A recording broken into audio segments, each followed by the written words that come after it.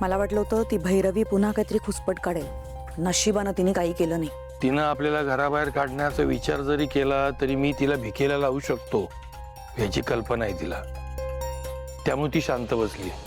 अरे इतक्यात काही ती आपल्या वाट्याला जाणार नाही. त्यासाठी खरं तर देवाचेच आभार मानायला पाहिजेत. आपल्या मागची भैरवीची पीडा गेली आणि आपल्या लेकीच्या मागची ऐश्वर्याची पीडा गेली. आता सावलीचा संसार सुखात होईल असं वाटतंय. ह्या सगळ्यात त्या भैरवीने एक काम चांगलं केलंय. म्हणजे तिच्यामुळे ऐश्वर्याचं सत्य सगळ्या जगासमोर आलं. आणि दुसरं चांगलं काम हे तिलोत्तमाने केलं. त्या ऐश्वर्याला लंडनलाच दिलं पाठवून. जाऊ दे, आता दोघं सुखाने राहतील. सुखाने राहतील असं वाटतंय खरं, पण एक गोष्ट सारखी मनात चलते हो. तेवढी एक गोष्ट सोडली तर बाकी सगळं कसं छान आहे. तुला काय म्हणायचंय ते मी नीट समजू शकतो अलगा. सावलीच्या आयुष्यात संतती विरह आहे हे काही आपल्या पचनी पडत नाहीये. पण त्याला तू मी किंवा सारंग आपण कोणी काही करू शकत नाही. पण आता आपण सारंगला विश्वासात घेऊन त्याला हे सत्य सांगितलं की नाही. पण मानलं पाहिजे त्याला. म्हणजे आपल्या बायकोच्या नशिबात संतती विरह आहे हे कळल्यानंतरही तो तिच्या पाठीशी खंबीर उभा आहे. आता मला दोघांचंही टेन्शन नाही. ते दोघं मिळून आता उत्तम संसार करणार बघ तू. शब्द आहे माझा. बुद्धीला पटतंय हो सगळं, पण मन मानायला तयार नाही. कधी ना कधी हे सत्य सावलीला कळेलच ना. तेव्हा तिची काय अवस्था होईल. तिला आपल्याबद्दल काय वाटेल. आपल्याला ती माफ करू शकेल का हे सारखं माझ्या मनात चाललंय. अलका, देव करू आणि माझं भविष्य खोटं ठरू.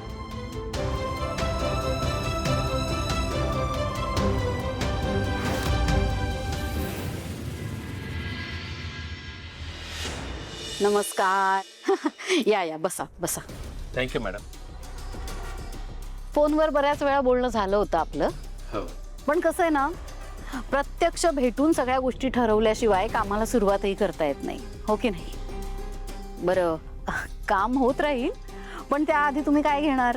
चहा, कॉफी, थंड काय घेणार, काय सांगू? नाही म्हणजे खरंच काय नको, आत्ताच घेऊन आलो आम्ही. अहो असं कसं, काहीतरी घ्या. हो नाही मॅम, ह्या शोविषयी खूप क्युरिओसिटी आहे म्हणून आता जास्त वेळ न घालवता डायरेक्ट मुद्द्यावर येतो. बरं बोला. काय मॅम, हा शो आहे ना, आम्ही एक मोठ्या थिएटरमध्ये करणार आहोत. एक क्लब आहे, त्यांच्या मेंबरसाठी हा शो आहे आणि सगळे एलिट क्लास आहेत. त्यामुळं हा शो आहे ना आमच्यासाठी खूप महत्त्वाचा आहे मॅम. अहो माझ्यासाठी माझे सगळे शो महत्त्वाचे असतात. बरोबर आहे. नाही म्हणजे काय मॅडम, विषय जर मानधनाचा असेल ना तर त्याची काळजी करू नका. म्हणजे काय, तुमचा चेक तयार आहे. वा, उत्तम. म्हणजे आम्ही इथं आलो ना ते फक्त तुमच्या टर्म्स आणि कंडिशन्स जाणून घ्यायला. अहो माझ्या कसल्या टर्म्स अँड कंडिशन असणार आहेत. आमचं बुवा काम एकदम खूप साधं आहे. फक्त कसं आहे ना, आमची सगळी एक टीम आहे. म्हणजे आमचा सगळा क्रू, त्यानंतर आमचे म्युझिशियन्स, आमचे साऊंड इंजिनियर्स, या सगळ्यांची फक्त तुम्हाला सगळी व्यवस्था बघावी लागणार आहे, एवढंच. हो मान्य आहे. आणि हो, सगळ्यात महत्त्वाचं भोजन ते अगदी शुद्ध सात्विक असलं पाहिजे. कसं आहे ना, गायकाचा गळा हा आमच्यासाठी एका बहुमूल्य हिऱ्यासारखा असतो. त्याला जपायला हवं ना. नाही अगदी बरोबर मॅम. काय तुमच्या सर्व अटी मान्य, फक्त कार्यक्रम आहे ना असा हिट व्हायला पाहिजे. अगदी 100% होणार, खात्री. बरं तुम्ही मला तारखा कळवा, म्हणजे मग मी तारखा डायरीत नोंद करून ठेवते, हो की नाही. नाही म्हणजे मी गेल्या लगेच डेट तुम्हाला कळवतोच. म्हणजे काय, आता तुमच्याशी सगळं बोलणं झालं आहे. सावली मॅमशी आता परत भेटायची गरज नाही ना. म्हणजे तुम्ही सांगाल ना सगळं त्यांना तसं. काय म्हणाला? सावली? सावलीचा या सगळ्याशी काय संबंध? अहो असं काय करताय मॅडम. आता ह्या शोमध्ये त्याच गाणार आहेत म्हटल्यानंतर त्यांचा संबंध असणारच ना. आम्हाला वाटलं होतं की तुम्ही ना त्यांचा शो मॅनेज करताय, त्याच्यामुळे आम्ही तुम्हाला भेटायला आलो. आम्हाला असं कळालं की तुमच्याशिवाय त्यांना भेटणं खूप कठीण आहे असं ऐकलं आम्ही मॅम. काय म्हणालात तुम्ही? हा, सावली गाणार आणि मी तिचे कार्यक्रम मॅनेज करणार? हिम्मत कशी झाली तुमची हे बोलायची? आम्हाला असं वाटलं की. वाटलं काय? वाटलं कसं वाटलं? हा, काय बोलताय याचं भान आहे का तुम्हाला? कोण आहे मी? पंडित भैरवी वजे, सावलीची गुरु आहे मी. कळलं ना? ज्या पोरीची माझ्या पायाशी सुद्धा बसायची लायकी नाही आहे त्या पोरीचे मी कार्यक्रम मॅनेज करणार? हा, मला सेक्रेटरी समजता तुम्ही तिची? Get out, get out. आत्ताच्या आत्ता इथून चालते व्हा, निघा.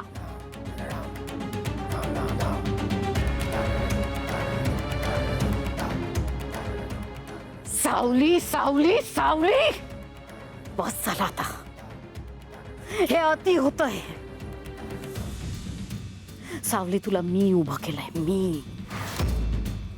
या संगीत क्षेत्रात मी असं बोट धरून तुला घेऊन आली आहे आणि माझ्या डोक्यावर बसतेस तू. माझ्याशिवाय एक सूर नाही लागू शकत तुझा. आणि आता हेच तुला दाखवून द्यायची वेळ आली आहे. ही भैरवी वजे तुला उभं करू शकते ना, तर तुला संपवूनही टाकू शकते. फालतू किती करू. चहा घ्या. सॉरी वहिनी, काय करतेस तू? चहा देते आम्हाला तू? नाही नाही नाही, हे काम तू नाही करायचं. तुला नाही शोभत हे काम.